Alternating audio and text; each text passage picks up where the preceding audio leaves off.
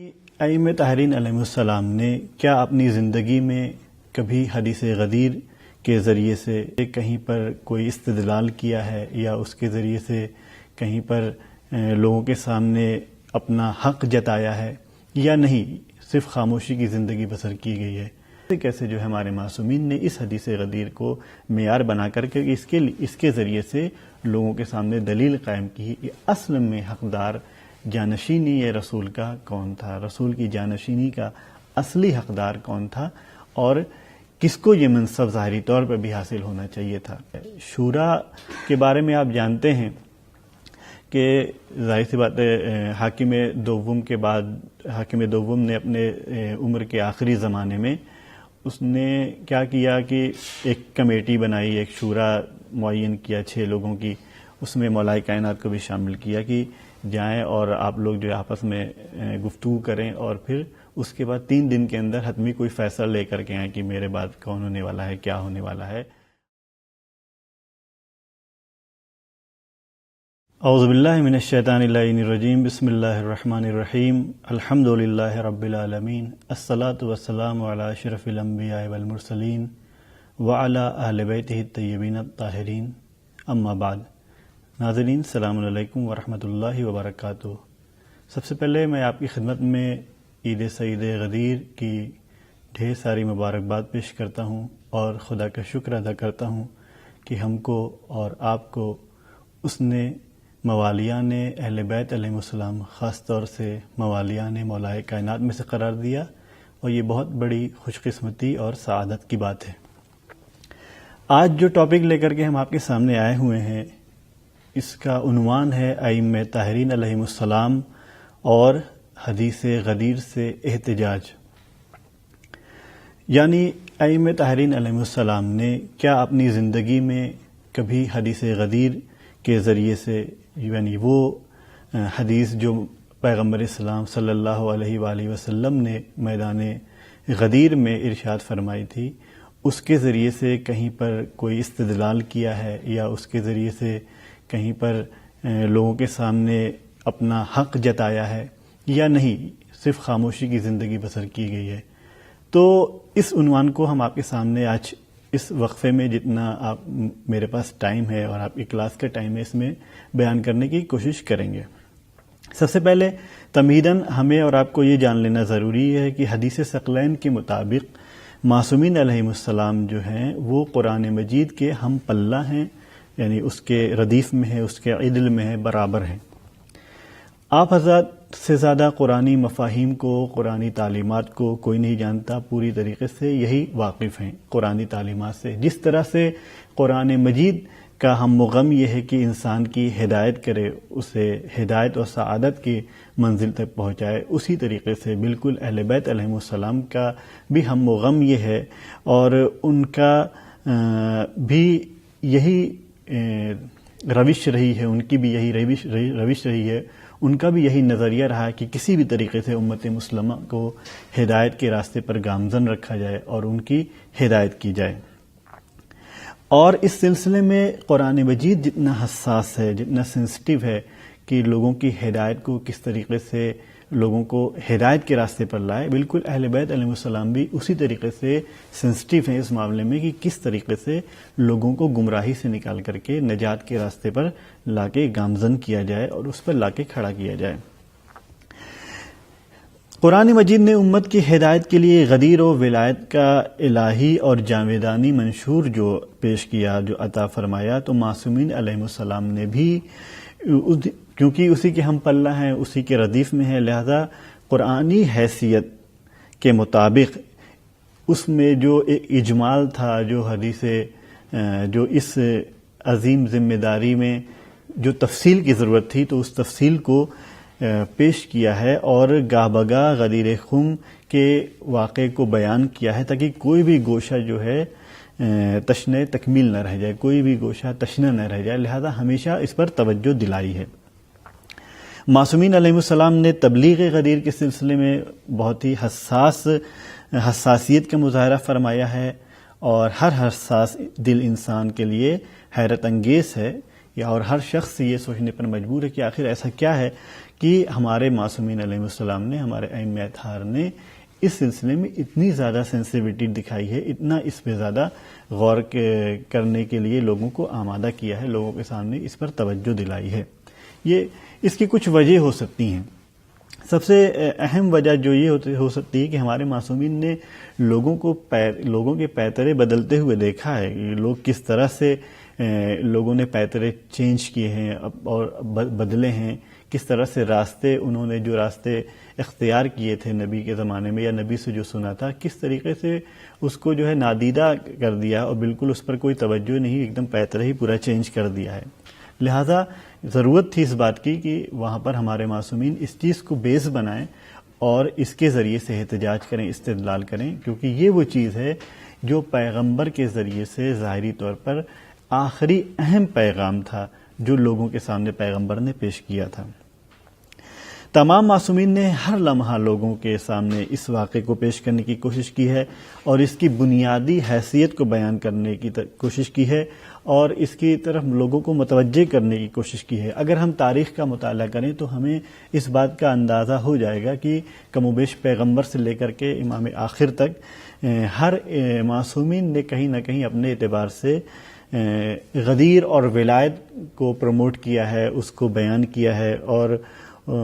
اس کی اہمیت کو پیش کیا ہے اور بعض اوقات اس کے ذریعے سے احتجاج اور استدلال کیا ہے۔ کیونکہ ان لوگوں نے دیکھا ہے کہ ہماری میراث کس طرح لوٹی جا رہی ہے، کس طرح لٹ رہی ہے، تو لٹتی ہوئی میراث کو بچانے کے لیے ضرورت ہے کہ اس کے خلاف آواز احتجاج بلند کی جائے، اور اس طریقے سے لوگوں کے سامنے حق اور باطل کو لا کے رکھ دینے سے لوگوں کے لیے نتیجہ حاصل کرنا بھی آسان ہو جائے گا اور فیصلہ لینا بھی آسان ہو جائے گا کہ کون سا راستہ حق ہے اور کون سا راستہ باطل کا راستہ تھا۔ لہذا معصومین نے مختلف مواقع پر اس چیز کو بیس بنایا ہے اور اس کے ذریعے سے استدلال اور حجتیں قائم کرنے کی بارہا کوششیں کی ہیں۔ اسی مقصد کے تحت جو ہے معصومین نے اس راستے کو اپنایا ہے۔ اگر ہم دیکھیں کہ کن کن معصومین نے اس چیز کو بیان کیا ہے، کن کن معصومین نے حدیث غدیر سے استدلال قائم کیا ہے، تو سب سے پہلے ہم یہ دیکھیں گے کہ پیغمبر کے بعد اگر کسی نے اس حدیث غدیر کے ذریعے سے احتجاج کیا ہے تو سب سے پہلے مولا کائنات کی ذات ہے، کہ جنہوں نے بارہا لوگوں کے درمیان میں اپنے محاسن کو بیان کیا ہے، اپنی اچھائیوں کو، اپنے فضائل کو، اپنے کمالات کو لوگوں کے سامنے پیش کیا اور اقرار لیا ہے، اقرار کروایا ہے کہ کیا میں ایسا نہیں ہوں، کیا میرے اندر یہ خاصیت نہیں ہے، کیا میرے اندر یہ خصلت نہیں ہے، کیا ہمارے ساتھ یہ امتیاز نہیں ہے، یہ تمام چیزیں، کیا میری زوجہ سے بڑھ کر کے کوئی باکمال زوجہ ہے، میرے بچوں سے بڑھ کر کے بھی کوئی باکمال بچے ہیں، کیا میرے بچے جنت کے سردار نہیں ہیں۔ یعنی اپنے کمال کے ساتھ ساتھ اپنی فیملی اور بیک گراؤنڈ کو لے کر کے لوگوں کے سامنے اپنے امتیاز اور جو ہے اپنی کوالٹی کو پیش کیا ہے اور لوگوں سے اقرار کروایا ہے کیا ایسا نہیں ہے، اور لوگوں نے باقاعدہ اقرار بھی کیا کہ نہیں ایسا ہے، ایسا تھا۔ تو سب سے پہلے جو اگر کسی نے احتجاج کیا ہے اور اس کے ذریعے سے لوگوں کے سامنے حجت قائم کی ہے اور اس کے ذریعے سے استدلال کیا ہے، دلیل قائم کی ہے لوگوں کے سامنے کہ میں حقدار ہوں اس منصب کا اور میں ہی حقدار ہوں اس منصب کا، تو وہ مولا کائنات کی ذات ہے۔ سب سے پہلے اس سلسلے میں پہلا احتجاج اگر درج ہے تو مولا کائنات کا احتجاج ہے کہ جو امیر المومنین علیہ السلام نے مسجد نبوی میں فرمایا، جس کا ذکر کتاب سلیم ابن قیس میں ہے کہ وہاں پر پہلا احتجاج جو مسجد نبوی میں کیا ہے اس کا ذکر ابھی ہم نہیں کریں گے، لیکن اس کے بعد مولا کائنات یہاں پہ خاموش نہیں رہے ہیں کہ ایک احتجاج کر کے رک گئے ہوں، بلکہ مسلسل کئی احتجاج جس میں سے کچھ کا ذکر ہم آپ کے سامنے پیش کریں گے۔ صرف مولا کائنات نہیں، مولا کائنات کے بعد جناب صدیق طاہرہ، اس کے بعد جو ہے امام حسن مجتبی علیہ السلام، پھر امام حسین علیہ السلام، اس طرح کے واقعات آپ کے سامنے بہت ملیں گے۔ میں کچھ کا ذکر یہاں پہ کروں گا بھی ابھی جتنا دامن وقت میں گنجائش ہے، کہ کیسے کیسے جو ہے ہمارے معصومین نے اس حدیث غدیر کو معیار بنا کر کے اس کے ذریعے سے لوگوں کے سامنے دلیل قائم کی کہ اصل میں حقدار جانشینی رسول کا کون تھا، رسول کی جانشینی کا اصلی حقدار کون تھا اور کس کو یہ منصب ظاہری طور پر بھی حاصل ہونا چاہیے تھا۔ اب سب سے پہلے ضرورت ہے کہ یہ جو ہم نے لفظ احتجاج یا آپ کسی اور کتابوں میں کہیں دیکھیں گے مناشدہ کا لفظ، یہ ہوتا کیا ہے؟ مناشدہ اور احتجاج جو ہے، اصل میں مناشدہ کا مطلب ہوتا ہے قسم دلانا، مناشدہ کا مطلب ہوتا ہے گواہی طلب کر کے حجت قائم کرنا، اور یہ مناشدہ کا مطلب ہوتا ہے استدلال قائم کرنا کسی چیز کو، یا جو ہے حریف کے ذہن اور ضمیر کو بیدار کرنا استدلال کے ذریعے سے، دلیلوں کے ذریعے سے، جو آپ کے مد مقابل میں جو آپ کے حریف ہیں ان کے ذہنوں کو جھنجھوڑنا، بیدار کرنا، اور جو ہے گمشدہ چیز کو تلاش کرنا، آواز دے کر پوچھنا، یا بھولی بسری چیزوں کو مشہور کرنا، ان کی جو ہے تشہیر کرنا. تو یہ مناشدہ ہے. کیونکہ ہم لفظ مناشدہ ہو سکتا ہے کئی بار یوز کریں تو آپ کے ذہن میں رہے کہ وہ چیزیں جو لوگ بھول گئے ہیں، وہ چیزیں جو لوگوں کے ضمیر میں کھو گئی ہیں، تو ان کو جھنجھوڑ کر کے بیدار کرنا، یا جو بھولی بسری چیزیں ان کے ذہن میں ہیں اسے یاد دلانا، اسے دوبارہ کریدنا، یہ سب ہے احتجاج کرنا یا مناشدہ کرنا. تو ہم یہاں پر کچھ چیزیں مناشدے کے طور پر مولا کائنات کے مناشدوں سے شروع کر رہے ہیں، اور انشاءاللہ کچھ اس میں جہاں تک ممکن ہے وہ آپ کے سامنے ہم پیش کریں گے. سب سے پہلے جو مناشدہ مسجد نبوی میں ہوا وہ تو سلیم بن قیس نے اپنی کتاب میں ذکر کیا ہے، وہاں پہ اگر آپ پڑھنا چاہیں تو بالکل پڑھیں. لیکن اس کے بعد جو مناشدہ ہے وہ بروز شورا ہے. شورا کے بارے میں آپ جانتے ہیں کہ ظاہر سی بات ہے حاکم دوم کے بعد، حاکم دوم نے اپنے عمر کے آخری زمانے میں اس نے کیا کیا کہ ایک کمیٹی بنائی، ایک شورا معین کیا 6 لوگوں کی، اس میں مولا کائنات کو بھی شامل کیا کہ جائیں اور آپ لوگ جو آپس میں گفتگو کریں، اور پھر اس کے بعد 3 دن کے اندر حتمی کوئی فیصلہ لے کر کے آئیں کہ میرے بعد کون ہونے والا ہے، کیا ہونے والا ہے، اور اس کے بعد اس کے شرائط کی، اگر جو ہے 3 دن میں نہیں لائے تو ان کے ساتھ کیا کیا جائے، انہیں قتل کر دیا جائے، یا اتنے لوگ جو ہے فیور میں رہیں، اتنے دور مخالفت میں رہیں. اگر اکثریت جو ہے 50% سے زیادہ لوگ کسی فیصلے کے قائل ہو گئے ہیں اور اس کے بعد کچھ لوگ نہیں ہوئے تو ان کو قتل کر دیا جائے. یہ تمام چیزیں جو ہیں اپنے شرائط و شورا. تو خیر روز شورا کا جو کے سلسلے میں، اور اس وقت جو مولا کائنات نے احتجاج کیا ہے حدیث غدیر کے ذریعے سے، جو مناشدہ کیا ہے، وہ میں آپ کے سامنے پیش کر رہا ہوں. یہ اگر آپ کو مفصل طور پر یہ مناشدہ آپ کو پڑھنا ہے کچھ معصومین کا، تو آپ کتاب الغدیر کی پہلی جلد میں بھی آپ وہاں جا کر کے مراجعہ کر سکتے ہیں، وہاں بھی ان چیزوں کا ذکر ہوا ہے. اخدب الخطبہ خوارزمی نے 2 سلسلوں سے اس مناشدے کو نقل کیا ہے. اب یہ دوسرا سلسلہ جو میں آپ کے سامنے پیش کر رہا ہوں، میں عبارت آپ کے سامنے پیش کروں گا. شیخ امام شہاب الدین سعد ابن عبداللہ، انہوں نے سلیمان ابن محمد ابن احمد سے، انہوں نے یعلا بن سعد رازی سے، پھر محمد ابن حمید، پھر ظفر بن سلیمان، حارث بن محمد، پھر ابو طفیل عامر بن واصلہ صحابی سے. یہاں عامر بن واصلہ صحابی سے کیا کہتے ہیں کہ میں شورا کے دن حضرت علی کے ہمراہ ان کے گھر پہ تھا. حضرت علی کے ہمراہ میں نے ان کو حاضرین سے فرماتے سنا. کیا سنا؟ کہ میں تم سے ایسا احتجاج کروں گا کہ کسی عربی اور عجمی کو تردید کی گنجائش ہی نہیں رہ جائے گی. یعنی کوئی وہاں پہ گنجائش ہی نہیں رہے گی کہ کوئی وہاں پر شک قائم کر سکے. پھر فرمایا، اب دیکھیے کس طرح سے مولا نے فرمایا، تمہیں خدا کی قسم ہے بتاؤ تو تم میں کوئی بھی میرے سوا ایسا ہے جس نے مجھ سے پہلے وحدانیت کا اقرار کیا ہو؟ تو سب نے کہا نہیں. پھر فرمایا، تمہیں خدا کی قسم ہے بتاؤ تو تم میں کوئی ہے جس کا بھائی میرے بھائی جعفر طیار جیسا جنت میں فرشتوں کے ساتھ اڑنے والا ہو؟ سب نے کیا کہا؟ نہیں. پھر فرمایا، تمہیں خدا کی قسم ہے بتاؤ تم میں کسی کا چچا حمزہ کے مانند شہداء کا سردار خدا اور رسول کا شیر ہے؟ سب نے کہا نہیں. پھر آپ نے فرمایا، تمہیں خدا کی قسم ہے بتاؤ تو تم میں سے کسی کی زوجہ میری زوجہ فاطمہ سلام اللہ علیہا کی طرح ہے جنت کی عورتوں کی سردار؟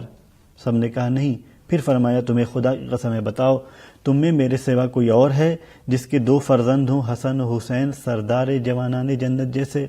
سب نے کہا، انہوں نے کہا نہیں. آپ نے فرمایا، تمہیں خدا کی قسم دیتا ہوں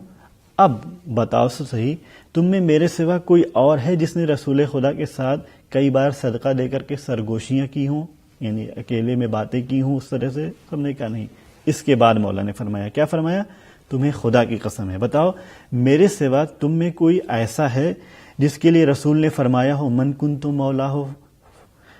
فعلی مولا اللہم والے من والا و آد من آدہ ونصر من نصرہ، اور اس پیغام کے متعلق حاضرین کو غائب تک پہنچانے کی تاکید کی ہو؟ ایسا تم نے سنا ہے؟ سب نے کہا خدا گواہ ہے، آپ ہی کے لیے کہا ہے۔ تو یہ احتجاج شورا کے وقت جب یہ معین کرنا تھا کہ اب تیسرے نمبر پر کس کو لایا جائے، تو اس ٹائم مولا کائنات نے حدیث غدیر کے ذریعے سے احتجاج کیا، وہاں پر اپنا اپنا نظریہ پیش کیا اور اپنا سائڈ جو ہے، جو اپنا ویو ہے وہ پیش کیا کہ بھئی میرا نظریہ یہ ہے۔ اب لوگوں نے مانا نہیں مانا، کیونکہ وہاں پر یہ بات ہوئی تھی کہ اب مولا کے سامنے ایک تجویز اور ایک پرپوزل پیش کیا گیا کہ آپ یہ وعدہ کریں کہ اگر آپ کو اس منصب پہ بٹھایا جائے تو آپ قرآن اور پیغمبر کے اقوال کے ذریعے سے لوگوں میں فیصلہ کریں گے، اور آپ کے پہلے جو لوگ گزرے ہیں اس ظاہری خلافت کے منصب پر، ان کے راز و روش پر چلیں گے۔ تو مولا نے کہا تھا کہ میں جو ہوں وہ قرآن اور پیغمبر کی باتوں کے مطابق جو ہے عمل کروں گا، اس کے بعد کی تعین نہیں کی تھی۔ لیکن اس کے بعد جب دوسروں کے پاس پرپوزل گیا تو انہوں نے پوری آنکھ بند کر کے اور پورا پرپوزل مان لیا تھا، لہذا مولا کو تیسرے نمبر پہ بھی موقع نہیں ملا۔ تو یہ احتجاج جو ہے مولا کائنات نے اس طریقے سے پیش کیا ہے، اور یہ سلسلہ صرف یہیں پہ نہیں رکا ہے، مولا نے مختلف مقامات پر احتجاج کیا ہے مختلف ذریعے سے۔ یہ تو شورا کے ٹائم جو ہے ایک احتجاج جو میں نے آپ کے سامنے بیان کیا۔ اس کے بعد خود زمان عثمان میں مناشدہ امیر المومنین جو ہے زمان خلافت عثمان میں، وہاں پر کیا ہوا؟ شیخ الاسلام حموینی نے فرائض السمتین کے باب نمبر 58 میں سلیم بن قیس ہلالی کی روایت سے نقل کی ہے کہ وہاں پر سلیم کیا بیان کرتے ہیں کہ زمان خلافت عثمان میں مسجد نبوی کے اندر میں نے حضرت علی علیہ السلام کے ساتھ کچھ لوگوں کو بیٹھ کر کے دیکھا کہ وہ لوگ علم اور عفت پر گفتگو کر رہے ہیں، درمیان میں قریش کی فضیلت اور اسلام کی سبقت کی، کون پہلے اسلام لایا، کون بعد میں اسلام لایا، اور ہجرت کی بات، یہ سب ساری باتیں چھڑ گئی۔ ان کے متعلق احادیث مثلاً کہ ائمہ جو ہوں گے وہ قریش سے ہوں گے، احادیث فضائل، اور یا لوگ قریش کے جو ہے تابع ہوں گے، قریش عرب کے امام ہیں، یہ سب باتیں جو ہیں وہاں پر مفاخرہ ہو رہا تھا۔ لوگوں نے ہر قبیلے کے مفاخر بیان کیے۔ وہاں لگ بھگ 200 لوگوں کا مجمع تھا، اس وقت 200 لوگوں کا مجمع تھا، جن میں حضرت علی علیہ السلام اور اس کے ساتھ بہت سارے لوگ، میں ان سب ناموں کو نہیں بیان کروں گا، کہ بہت سارے لوگ وہاں پر موجود تھے۔ حسن بصری، عبد الرحمن اور فلاں فلاں تمام لوگ وہاں پر موجود تھے،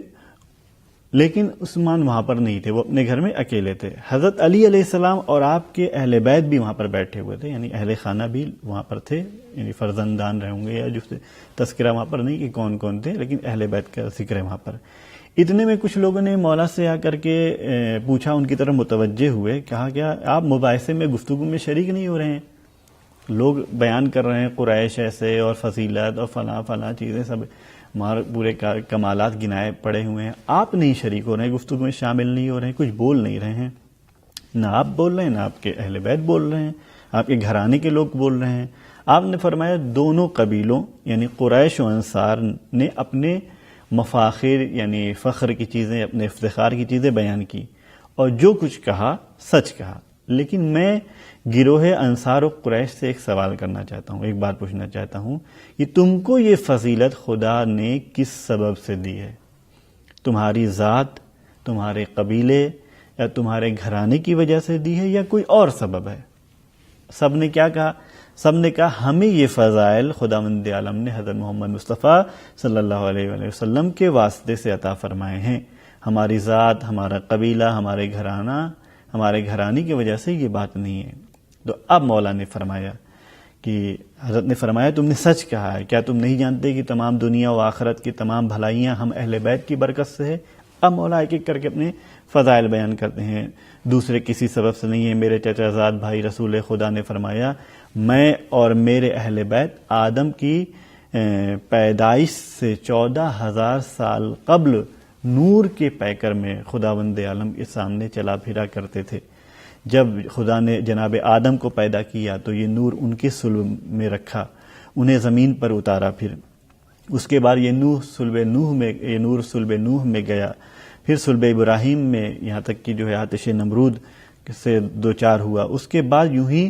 خداوند عالم نے ہم کو شریف اسلاب و پاکیزہ ارحام کے ذریعے میں منتقل کرتا رہا۔ ہماری منتقلی کبھی بدکاریوں سے آلودہ نہیں ہوئی ہے۔ اس پر سابقین بدر اور احد کے اصحاب نے کہا ہاں ہم نے رسول خدا سے ایسا ہی سنا ہے۔ مولانا نے کیا کہا، ہمارا یہ جو انتقال اور جو ٹرانسفر تھا صلب نور کا، یہ کبھی بدکاریوں سے آلودہ نہیں ہوئی ہے۔ اب یہیں پر احتجاج کے طور پہ یہ بھی بیان کیا جا سکتا ہے، جو لوگ آ کر کے مولا کائنات کے والد بزرگوار کے سلسلے سے الٹے سیدھے خیال بنتے رہتے ہیں، ان کو بھی یہیں پہ جواب۔ سب نے کیا کہا، سابقین بدر اس پر سابقین بدر و احد نے کیا کہا، سب اصحاب نے کیا کہا، ہاں ہم نے رسول خدا سے ایسا ہی سنا ہے۔ اس کے بعد آپ نے فرمایا میں خدا کی قسم دیتا ہوں، خدا نے سابقین کو مسبوقین پر کئی آیتوں میں فضیلت دی، یعنی جو لوگ پہلے ایمان لے کر کے آئے ہیں ان کو بعد والے جو بعد میں ایمان لائے ہیں ان پر فضیلت عطا کی ہے، اور تمام امت جو ہے میں سابق الاسلام میں ہوں۔ پھر مولا نے فرمایا، سب نے کہا میں خدا گواہ ہے اس پر، پھر فرمایا میں خدا کی قسم دیتا ہوں کیا تم جانتے ہو کہ السابقون الاولون یا السابقون السابقون اولئک المقربون کی آیت جو نازل ہوئی تو لوگوں نے اس کے بارے میں پوچھا، رسول اللہ نے فرمایا اس میں خدا نے انبیاء اور اوصیاء کا تذکرہ کیا ہے، اور میں افضل الانبیاء اور علی ابن ابی طالب افضل الاوصیاء ہیں۔ سب نے کیا کہا، خدا گواہ ہے، ہاں ایسا ہی ہے۔ پھر مولا کائنات نے اور بھی باتیں پیش کی، اور اس کے بعد جو ہے آپ نے خطبہ ارشاد فرمایا ہے، کہا لوگوں خدا نے مجھے ایسے، یعنی وہاں پر حدیث غدیر کی بات کرنے کی، پیغمبر اسلام نے وہاں پر جو ہے تمام چیزوں کا حکم دیا، اور اس کے بعد جو ہے کیا کہا کہ لوگوں خدا نے مجھے ایسے پیغام کی تبلیغ پر معمور فرمایا ہے کہ میرا سینہ تنگی محسوس کر رہا ہے۔ مجھے اس پیغام کی تبلیغ میں لوگوں کی تکذیب کا ڈر تھا کہ لوگ جھٹلا نہ دیں، لیکن خدا نے تحدید کی کہ نہیں یہ تمہیں کام کرنا ہے، اور اس کے بعد جو ہے اپنا خدا نے اعلان بتایا ہے۔ تو پھر رسول اللہ نے نماز جماعت کا اعلان کیا، اب غدیر کی طرف آ رہے ہیں، اعلان کیا اور خطبہ فرمایا، کیا کہا، اے لوگوں کیا تم جانتے ہو کہ خدا عز و جل میرا مولا ہے اور میں مومنین کا مولا ہوں، ان کے نفسوں پر ان سے زیادہ با اختیار ہوں۔ فرمایا اے علی کھڑے ہو جاؤ، بس میں کھڑا ہو گیا تو فرمایا من کنت مولا فعلی مولا اللہم والے من والا و آدے من آدہ۔ اب یہیں پر مولا جب یہ واقعہ بیان کر رہے ہیں تو کہا کہ پھر وہیں پر اس واقعے میں ایسا نہیں کہ یہ بعد میں جو سلسلہ قائم ہوا، مولا کا معنی کچھ اور ہے اور کچھ اور معنی میں بیان کیا گیا ہے، کچھ اور وہاں پہ مقصد تھا جو کہا جا رہا ہے۔ پھر کہا وہیں پر اس وقت سلمان کھڑے ہوئے، حضرت سلمان کھڑے ہوئے اور پوچھا یا رسول اللہ یہ مولا ہونا کس قسم کا ہے؟ تو فرمایا میرا ایسا مولا ہونا جیسا میں مولا ہوں، جس کے نفس پر میں بااختیار ہوں۔ اس وقت خداوند عالم نے آیت نازل فرمائی آج میں نے تمہارے لیے دین کو کامل اور مکمل کر دیا ہے۔ رسول نے تکبیر بلند فرمائی اور کہا خدا کی شان، میری نبوت تمام ہوئی اور میرے بعد علی کی ولایت اور امامت سے دین کا کام پورا ہو گیا۔ اس وقت پھر اس کے بعد مولا بیعتوں کا سلسلہ بیان کرتے چلے جاتے ہیں۔ تو اس کو سب نے جو ہے یہ کیا۔ پھر وہاں پر جو ہے سب نے کیا کہا، مولا نے پھر اقرار لیا کہ کیا تم نے ایسا سنا ہے؟ تو سب نے کہا ہم نے سنا ہے اور آپ کے ارشاد پر گواہ ہیں۔ بعض حاضرین نے علی علیہ السلام کے بیان پر عرض کیا، کیا کہا، آپ کے ارشاد کا کچھ حصہ ہمارے ذہن میں ہے، کچھ سنا سنا سا لگ رہا ہے، لیکن تمام باتیں حافظے میں محفوظ نہیں ہیں، جنہیں پوری بات یاد ہو وہ ہم سے بہتر ہیں۔ تو مولا نے کیا کہا، حضرت نے فرمایا ٹھیک ہے، سب کا حافظہ برابر نہیں ہوتا ہے، سب کی یادداشت ایک جیسی نہیں ہوتی ہے۔ میں ان لوگوں کو خدا کی قسم دیتا ہوں جو ارشاد رسول کو جنہوں نے حفظ کر رکھا ہے، یاد کر رکھا ہے، کہ اس کا اظہار کریں۔ یہ سن کر کچھ لوگوں کے نام ہے کہ زید ابن ارقم، البتہ بعض میں کہا جاتا ہے کہ انہوں نے ظاہر نہیں کیا، لیکن ایسا بھی مانا جاتا ہے روایات میں کہ انہوں نے بھی اظہار کیا۔ خیر ان کا نام اگر ہٹائیں تو برہ بن عازب، سلمان، ابو ذر، مقداد اور عمار کھڑے ہوئے اور کہا کہ ہم گواہی دیتے ہیں کہ ہم نے ارشاد رسول حفظ کیا ہے، رسول خدا منبر پر تھے اور ہم ان کے بغل میں تھے۔ رسول نے فرمایا تھا یہ خدا نے مجھے حکم دیا ہے کہ امام مقرر کروں، اور پھر وہ تمام سلسلے. تو یہ ایک سلسلہ تھا جہاں پہ مولا کائنات نے حدیث غدیر سے احتجاج قائم کیا ہے اور دلیل دی ہے. پھر یہ سلسلہ مناشدہ امیر المومنین کا ایک اور موقع جو ہے یوم رحبہ میں جو ہے رحبہ کے مقام پر حضرت نے اس مولا پر کا جو یہ دعویٰ تھا، یہ رسول خدا انہیں دوسروں پر مقدم فرماتے تھے. لوگوں نے آپ پر تہمتیں لگانے شروع کر دی کہ آپ خلافت کے سلسلے میں نزاع اور اختلاف جو ہے یہ پھیلا رہے ہیں. تو اس وقت جو ہے رحبہ کے مقام پر تشریف لائے اور لوگوں کے بڑے مجمع میں حدیث غدیر کی بنیاد پر مناشدہ کیا ہے اور اپنے ہر مخالف کی تردید فرمائی. تو یہ مولا کائنات کے سلسلے سے یہ جو رحبہ کا جو واقعہ ہے، اس میں اس مناشدے کی روایتی اہمیت اس قدر بڑھ گئی ہے کہ بہت سے تابعین و علماء جو ہے کی کتابیں اس کی اسناد سے بھر گئی ہیں. ہم اس کی اسناد سے بھر گئی ہیں. آپ جب اس میں دیکھیں گے کتاب الغدیر میں تو وہاں پر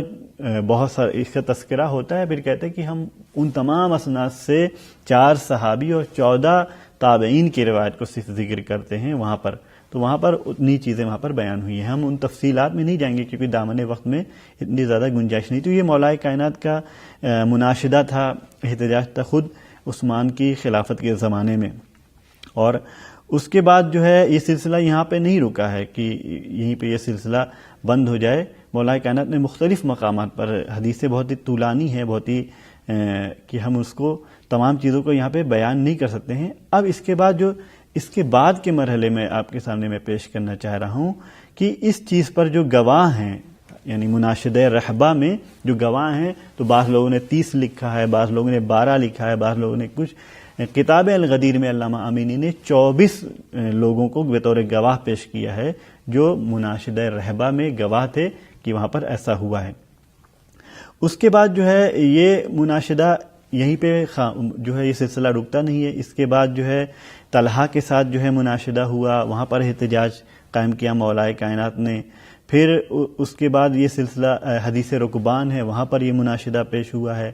پھر کیونکہ اب تفصیل نہیں بیان کرنا چاہتا ہوں، اس کے بعد میں آپ کے سامنے پیش کرنا چاہتا ہوں کہ خود شہزادی کونین نے کس طریقے سے مناشدہ کیا ہے حدیث غدیر کے ذریعے سے، حدیث غدیر کے ذریعے سے استدلال قائم کیا ہے شہزادی کونین نے. یا یہیں پہ ایک تذکرہ کر دوں کہ خود صفین میں جو مولا کائنات نے مناشدہ کیا، وہاں پر بھی خود وہی جو استدلال السابقون السابقون اولئک المقربون بالکل اسی طریقے سے وہاں پر کیا ہے، استدلال قائم کیا تھا. اب جناب صدیقہ نے جزری نے اسن المطالب فی مناقب علی ابن ابی طالب نام کی کتاب میں لکھا ہے کہ اس حدیث غدیر کی چیزوں کو اور اس کو بیان کرنے کے بعد انہوں نے بہت سارے لوگوں کا تذکرہ کیا ہے. کہا کہ اس حدیث غدیر کی لطیف اور نادر ترین سند ہمارے استاد خاتمۃ الحفاظ ابو بکر محمد ابن عبداللہ بن محب مقدسی کی ہے. انہوں نے امام محمد زینب بن احمد و فلاں فلاں فلاں فلاں یہ تذکرہ آگے بڑھاتے ہوئے پھر کہتے ہیں کہ فاطمہ و سکینہ دختران امام حسین، پھر ام کلثوم بنت فاطمہ بنت نبی، پھر کہتے ہیں فاطمہ بنت رسول اللہ. خدا نے فرمایا، کیا فرمایا؟ کیا تم بھول گئے غدیر خم میں ارشاد رسول من کنت مولا فعلی مولا، اور آپ کا یہ ارشاد کہ اے علی تمہیں مجھ سے وہ نسبت ہے جو ہارون کو موسیٰ سے تھی. تو جناب صدیقہ نے بھی مختلف مقامات پر، یہ ایک مقام میں نے آپ کے سامنے پیش کیا ہے. اس کے بعد خود امام حسن مجتبیٰ نے بھی حدیث غدیر کے ذریعے سے استدلال قائم کیا ہے. حافظ کبیر ابو العباس بن عقدہ نے اخراج کیا کہ امام حسن علیہ السلام نے معاویہ سے صلح کے بعد ایک خطبہ ارشاد فرمایا جس میں خدا کی حمد و ثنا کی اور جو ہے پیغمبر کی نبوت اور رسالت کا تذکرہ کیا. اس کے بعد اپنے اہل بیت کے بارے میں بتایا کہ ہم کو جو ہے اسلام کے ذریعے سے خدا نے مکرم قرار دیا ہے، ہمارا انتخاب کر کے ہم سے تمام قسم کے رجس کو دور کیا ہے، طہارت ہم کو صحیح طریقے سے پاک و پاکیزہ بنایا ہے. آدم سے لے کر کے جد امجد تک اگر انسانوں کے 2 گروہ ہوئے تو ہم کو برترین گروہ میں شامل کیا ہے، برترین گروہ قرار دیا ہے. اور اس کے بعد جو ہے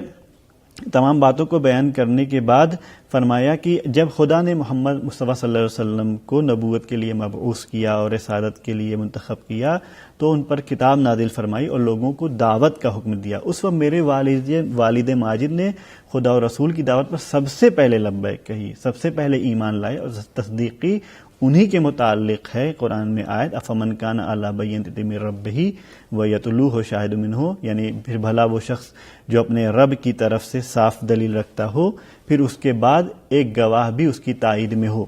تو وہ جو دلیل رکھتا ہو وہ دلیل میرے جد اور ان کے گواہ میرے والد بزرگوار تھے. پھر فرمایا کہ میرے والد کے بارے میں ہی پیغمبر نے فرمایا انت منی بمنزلۃ ہارون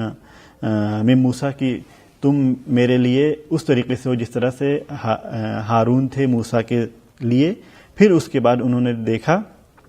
اور سنا ہے کہ رسول خدا نے غدیر خم میں میرے والد کا ہاتھ پکڑ کر فرمایا کیا من کنت مولا فعلی مولا اللہم والی من والا و عاد من عادہ. پھر رسول اللہ نے لوگوں کو تاکید فرمائی کہ یہاں موجود لوگ غائب افراد تک میرا پیغام پہنچا دے. اور پھر یہ احتجاجی خطبہ، اس خطبے کو قندوزی نے اپنی کتاب ینابیع المودہ میں بھی ذکر کیا ہے. تو امام حسن مجتبی نے بھی حدیث غدیر کے ذریعے سے استدلال قائم کیا ہے لوگوں کے سامنے. پھر امام حسین علیہ السلام، بس اس تصویر کو کر کے آپ کی زحمت آج کے لیے تمام کرتے ہیں. خود امام حسین علیہ السلام نے بھی حدیث غدیر کے ذریعے سے مناشدہ کیا ہے. الغدیر میں بھی یہ بات ذکر ہے اور سلیم بن قیس ہلالی کی کتاب میں بھی یہ ہے، وہاں پر بھی ذکر ہے کہ شیعان علی پر معاویہ کی جب سخت گیری ہوئی اور ان کے احتجاج کا بلیغ تجزیہ کیا ہے جب سلیم بن قیس نے، تو امیر المومنین علیہ السلام کی شہادت کے بعد کا حال کچھ یوں لکھتے ہیں کہ معاویہ کی موت سے 2 سال قبل امام حسین نے حج بیت اللہ کا ارادہ فرمایا. آپ کے ہمراہ عبداللہ بن عباس تھے، عبداللہ بن جعفر تھے. اس موقع پر امام نے بنی ہاشم کے مرد و زن، خواتین اور حاجی بغیر حاجی سب کو جمع کرایا، دوستداروں میں سے، محبوں میں سے، شیعوں میں سے اور معرفت رکھنے والے انصار میں سے سب کو جمع کرایا. اور تابعین، عبادت گزار سب اس میں مجمع میں جمع تھے. سب کو جمع کیا مینا کے میدان میں. لگ بھگ 700 لوگوں کا مجمع تھا، لگ بھگ 700 آدمیوں کا مجمع تھا. اس میں معزز تابعین تھے، اچھی خاصی تعداد تھی ان لوگوں کی، اور تقریباً 200 اصحاب رسول بھی اس میں تھے. ان کے درمیان کھڑے ہو کر کے امام حسین علیہ السلام نے حمد و ثناء الہی کے بعد کیا فرمایا؟ کہا کہ جو ہے اما بعد اس بدکار سرکش، یعنی معاویہ کی بات ہو رہی تھی، نے ہمارے شیعوں کے ساتھ جو برتاؤ کیا ہے اسے تم جانتے ہو، تم نے دیکھا اور مشاہدہ کیا ہے، تمہارے پاس خبریں بھی پہنچتی ہیں. میں تم سے کچھ سوال کرنا چاہتا ہوں، اگر میری بات سچ ہو تو تصدیق کرنا، غلط کہوں تو جھٹلا دینا. امام حسین علیہ السلام نے فرمایا توجہ سے سنو اور لکھ لو. پھر تم اپنے وطن کو جب واپس جاؤ اور وہاں جسے لائق اعتماد سمجھو اسے ہمارے حقوق کی طرف دعوت دو اور جو کچھ تمہیں علم ہے بتاؤ، کیونکہ مجھے یہ خوف ہے کہ کہیں یہ جو ہے حق یہ مٹا نہ دیا جائے. حالانکہ خدا اپنے نور کو جو ہے تمام کر کے رہے گا، اگرچہ کافروں کو ناگوار ہی کیوں نہ گزرے. اس موقع پر امام نے اپنے بارے میں نازل آیات کی تلاوت اور اس کی تفسیر بیان کی. رسول خدا نے آپ کے والد ماجد، مادر گرامی اور خود جو ہے آپ کے اہل بیت کے بارے میں جو فرمایا اس کا تذکرہ کیا، اس کی روایت کی. وہاں پر آپ کی تقریر کے دوران بار بار صحابہ یہ بھی کہہ رہے تھے کہ خدا گواہ ہے، آپ سچ فرما رہے ہیں، یہ سچ ہے. اور تابعین کا نعرہ تھا کہ یہ سب معتبر صحابہ سے نقل ہوتا آیا ہے. جو مولا باتیں فرما رہے تھے سب اس کو جو ہے اقرار کر رہے تھے میدان مینا میں، اور کیا کہہ رہے تھے؟ یہ سب معتبر صحابہ کے ذریعے سے منتقل ہوتا آیا ہے، بیان ہوتا آیا ہے. حضرت نے فرمایا وہاں پر کہ میں تمہیں قسم دیتا ہوں، کیا تم جانتے ہو کہ رسول خدا صلی اللہ علیہ وآلہ وسلم نے بروز غدیر خم علی علیہ السلام کو ولایت کے لیے معین فرمایا اور اعلان کر دیا کہ جو یہاں حاضر ہیں غائب لوگوں تک پہنچائیں. سب نے کیا کہا اس وقت؟ سب نے کہا خدا گواہ ہے، بالکل سچ ہے. اور پھر پوری وہ حدیث ہے. تو یہ موقع تھا کہ امام حسین علیہ السلام نے وہاں پر 700 افراد کا مجمع تھا جس میں 200 اصحاب تھے، اس وقت بھی یہ مناشدہ کیا، لوگوں کے سامنے اس چیز کو بیان کیا. کیوں؟ مناشدے کا لفظ جو میں نے بیان کیا تھا کہ جس کا معنی یہ تھا کہ سوئے ہوئے ضمیر کو جگانا اور حریف کے ضمیر کو جگا کر کے اسے متوجہ کرنا یا بھولی بسری چیز کو مشہور کرنا، اسے یاد دلانا. تو یہ جو ہمارے معصومین جگہ جگہ پر مختلف مقامات پر، خود مولا کائنات نے مختلف مقامات پر، اس کے بعد جناب صدیقہ طاہرہ نے، پھر امام حسن مجتبی علیہ السلام نے، پھر امام حسین علیہ السلام نے، یہ جو مختلف مقامات پر اس چیز کو پیش کر رہے ہیں وہ اس لیے کہ جان رہے ہیں، سمجھ رہے ہیں کہ یہ جو کام یہاں پر ہوا ہے یہ لوگ سو گئے ہیں، لوگوں کا ضمیر سو گیا ہے، اور ان کے ذہن میں جو باتیں تھیں یہی تو، تبھی تو بعض لوگوں نے کیا کہا کہ ہاں ایسی باتیں کچھ ہیں. یا جو مولا کائنات نے صفین میں طلحہ سے، مولا کائنات نے طلحہ سے جو کہا کہ کیا تم نہیں جانتے ہو کہ پیغمبر نے جو ہے میرے بارے میں ایسا فرمایا ہے کہ من کنت مولا فعلی مولا اللہم والے من والا وعد من آدا. تو طلحہ نے کیا کہا کہ ہاں آپ فرمایا، آپ صحیح فرما رہے ہیں، میں بھول گیا تھا، اور اس کے بعد وہ وہاں سے لوٹ گیا. تو یہ چیزیں تھیں ان کے سامنے، اس طرح کی باتیں تھیں کہ لوگ جو سنے ہوئے تھے وہ یا تو سچ میں کچھ لوگ بھول گئے ہوں گے، یا بہت سارے لوگ جو ہے بھولے ہونے کا اظہار کر رہے تھے. تو مختلف مقامات پر ہمارے معصومین نے، اس کے بعد بھی یہ سلسلہ قائم ہے، لیکن دامن وقت میں گنجائش نہیں ہے کہ میں سب کو بیان کروں. اس کے بعد بھی یہ سلسلہ قائم ہے کہ مختلف مقامات پر ہمارے معصومین یا ائمہ اطہار علیہم السلام نے اس حدیث غدیر کے ذریعے سے لوگوں کے ذہنوں کو جھنجھوڑا ہے، تاکہ ہر لحاظ سے حجت تمام ہو جائے، کوئی یہ کہنے لائق نہ رہ جائے کہ نہیں ہمیں نہیں سنا، یا ہمیں یاد نہیں ہے، یا ہم تک پیغام نہیں پہنچا. خود مولا یاد دلاتے تھے، لوگوں سے اقرار کرواتے تھے، لوگوں سے کہتے تھے تم بیان کرو تم نے کیا سنا. معصومین کہتے تم بیان کرو تو ہم نے کیا سنا. وہاں پر لوگ الگ الگ طریقے سے لوگ بیان بھی کرتے تھے، اور وہاں پر بات برملا ہو جاتی تھی، حق سامنے آ جاتا تھا. یہ اور بات ہے کہ اس کے بعد بھی جن کو سعادت نصیب نہیں ہو، یا جو ہے بدبختی جن کے شامل حال رہی ہو، کیسے انہیں اس پر یقین ہو سکتا ہے. تو یہ وہ سلسلے تھے جو ہم نے آپ کے سامنے پیش کیے کہ ہمارے معصومین نے مختلف مقامات پر حدیث غدیر کے ذریعے سے احتجاج قائم کیا ہے، اور مولا کائنات کی وصایت و ولایت کا لوگوں کے سامنے حق ہونے کا کے بارے میں لوگوں کے سامنے اس حقانیت کو پیش کرنے کی پوری کوشش کی ہے. اور اب اس احتجاج اور اس مناشدے، ان مناشدوں اور احتجاجات کے ذریعے سے کم ہمیں یہ پیغام ملتا ہے کہ معرفت غدیر کہ ان احتجاجات کے ذریعے سے جو فائدہ حاصل ہوا کہ غدیر کی معرفت کا موقع اور جو زمین ہموار کرنا یا زمینہ فراہم کرنا کتنا اہم ہے، یہ ہمیں معلوم ہوا. اور غدیر کی معرفت ہمیں اس کے ذریعے سے معلوم ہوئی، اور یہ معلوم ہوا کہ کس قدر اہم ہے کہ تبلیغ غدیر کی جائے اور غدیر کے واقعے کو لوگوں تک پہنچایا جائے، اور کسی بھی حال میں ہم اس سے دستبردار نہ ہوں. لہذا ان مناشدوں سے جب ہمارے معصومین نے مختلف مقامات پر جب ان لوگوں کے سامنے پیش کیا جو خود سنے ہوئے تھے، تب بھی بار بار انہیں یاد دلا رہے تھے، تو آج جو قوم سوئی ہوئی ہے، بہت ضرورت ہے کہ ہم غدیر کے واقعات کو اور غدیری فضا کو بار بار لوگوں کے سامنے پیش کریں، تاکہ جو لوگ ابھی تک نہ سن سکے ہوں ان باتوں کو، یا سن کر کے سوئے ہونے کا اظہار کر رہے ہوں، ان تک حجت تمام ہو سکے. والسلام علیکم ورحمۃ اللہ وبرکاتہ.